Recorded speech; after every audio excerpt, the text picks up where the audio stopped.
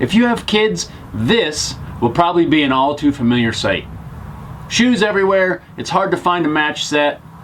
In this video, I'm going to show you how I'm going to solve that problem.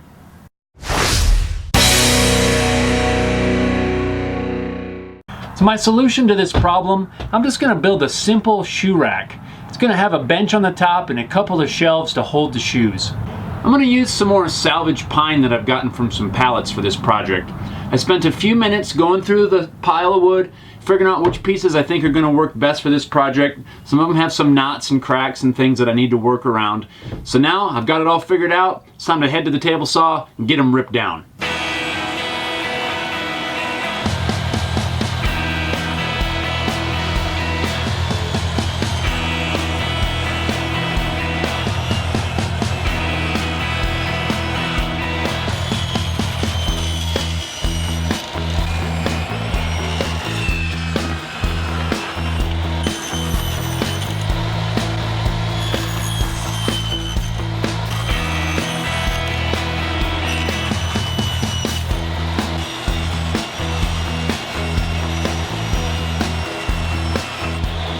Now I'm going to go ahead and get these two panels glued up.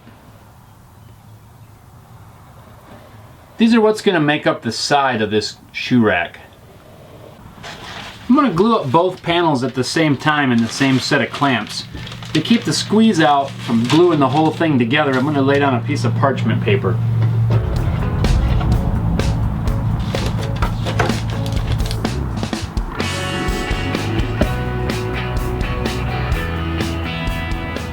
Now I'll just tighten it down.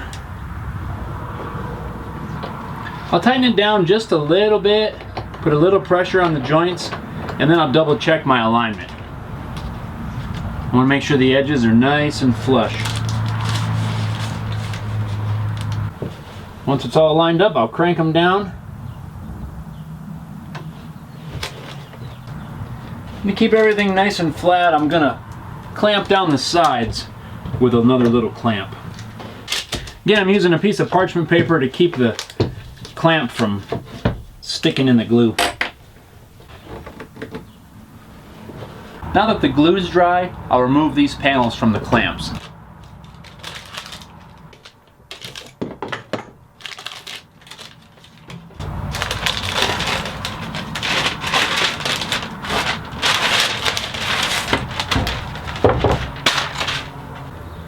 Now I'll just clean up the squeeze out with a rasp.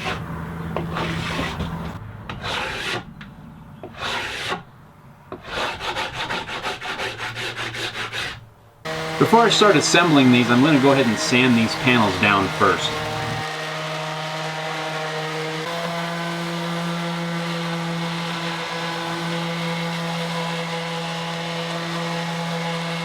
I've got the first round of sanding done on these two panels. These are going to make up the sides of the shoe rack.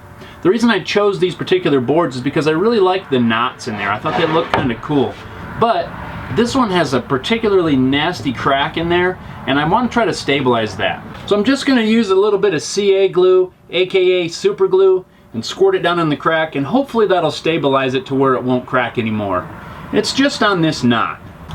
I'm going to attempt to force it down into the crack using a piece of that parchment paper. Hopefully I don't glue everything together. Mainly my fingers. I can't stand getting super glue on my fingers.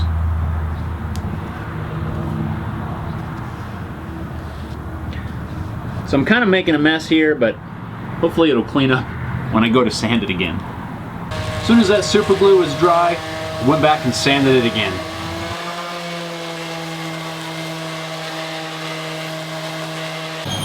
Now it's back to the table saw to cut the pieces that are going to connect these two sides. I'm going to taper the sides just a little bit, just to give it a little bit of stability. I've got it marked out. I'm going to taper it in 1/2 inch on each side. So the base is going to be 13 inches, and the top's going to be 12 inches, so it's going to taper 1 inch. I'm going to go ahead and cut that taper now using my jigsaw. And while I got the jigsaw out, I'm going to go ahead and make a couple of cuts in the bottom to make a couple of feet.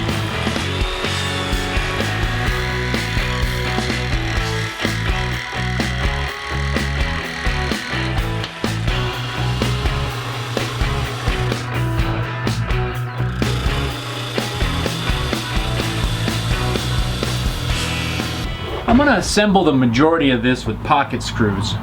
So to do that, I just clamp everything in place and drill my pocket holes.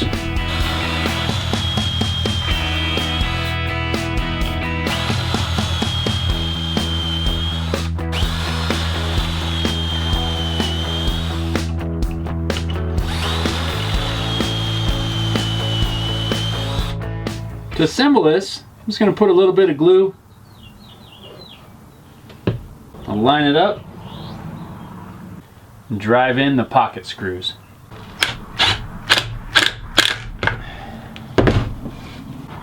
And I'll do the same for the other side. This might be a little trickier, trying to do it with it standing up.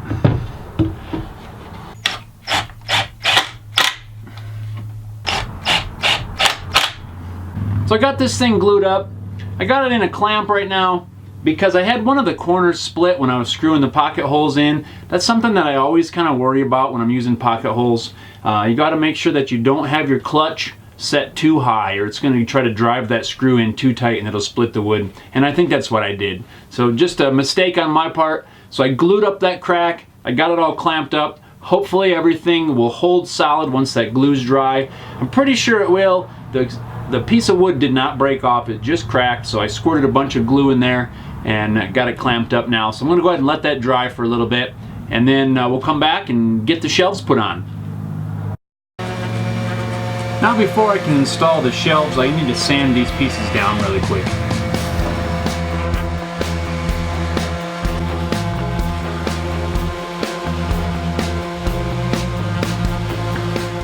Now all the slats for the shelves are sanded down, I can head back over to my pocket hole jig and get all these drilled.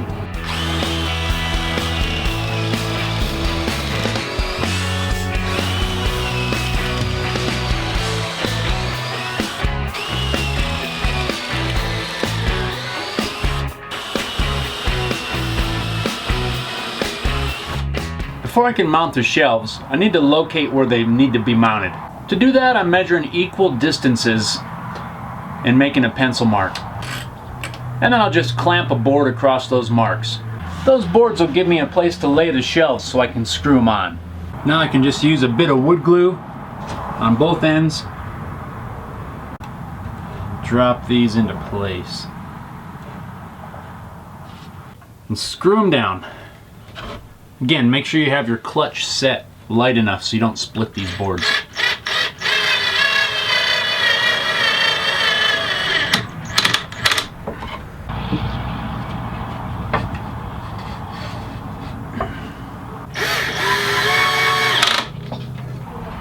And I'll repeat that same process for the lower shelf.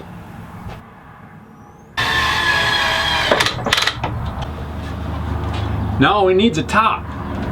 I'm going to try to use this piece for the top. I kind of like the way this wood is marked. I want this to be the center of the top. So I'm going to use another piece to rip down some strips so that when I glue it up, this will be right in the center. First I'll cross-cut the pieces with my cross-cut sled. Then I'll rip them down to width. Now I've got all the pieces cut so that when I clamp this up and glue it, this strip will be fairly centered. This part will be no different than any other glue up. Just a little bit of wood glue.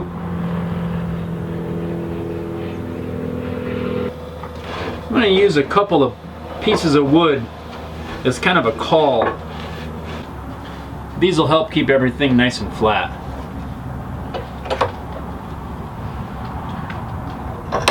While the glue's drying on the top, I figured I'd give the rest of it a final sanding. I'm wearing a dust mask because it gets really dusty in here. And then there's the ever popular, oh so fun hand sanding to break all the corners. While this is my least favorite part of building anything, I can't stand hand sanding for some reason, but it is worth the time. It makes a huge difference in the way your project feels. Just having a slightly rounded over corner makes it feel really nice in the hand. Doesn't take a lot, just a couple of passes over a sharp edge really softens that edge up, makes it feel really nice. I'll just wipe it down now without the top on there. Be a little easier to get to maybe. And get it ready for finish. So the glue on the top is dry. cool. Feels like I'm doing a lot of sanding on this project. I don't really think it's any more than I normally do, but it seems like a lot.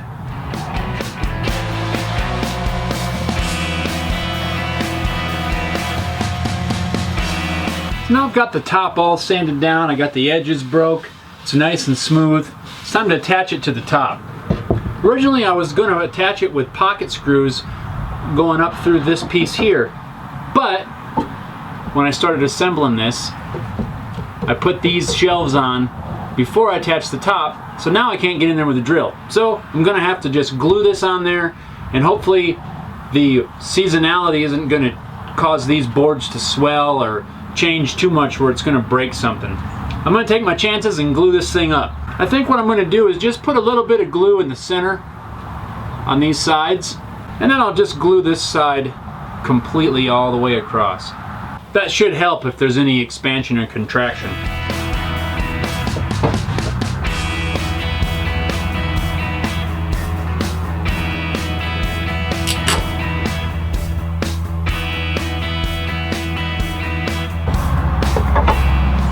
I'm using some C-clamps because I ran out of bar clamps with a piece of wood to protect the top.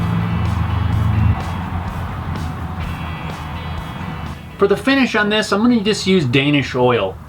I kind of thought about just using some clear or maybe staining it or something like that, but I haven't used Danish oil in a while, and I really like working with this stuff. It's really easy to use, and a couple of coats is all you need.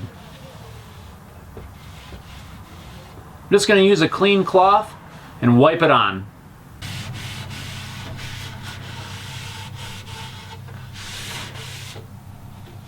Here's the completed shoe rack. It's got a couple of coats of Danish oil. The finish has had plenty of time to dry. And here it is, all loaded up with shoes. They're easy to get to, easy to find. It's not a big pile of shoes on the floor. I'm really happy with the way this turned out. It came out just a little bit bigger than I originally planned, but that's okay. She'll be able to use this thing for years to come. If you enjoyed this video, please give it a thumbs up. I'd really appreciate your support, and also consider subscribing to my YouTube channel. You can also follow me on Facebook and on Twitter. Just search for Home Built Shop. Thanks a lot for watching.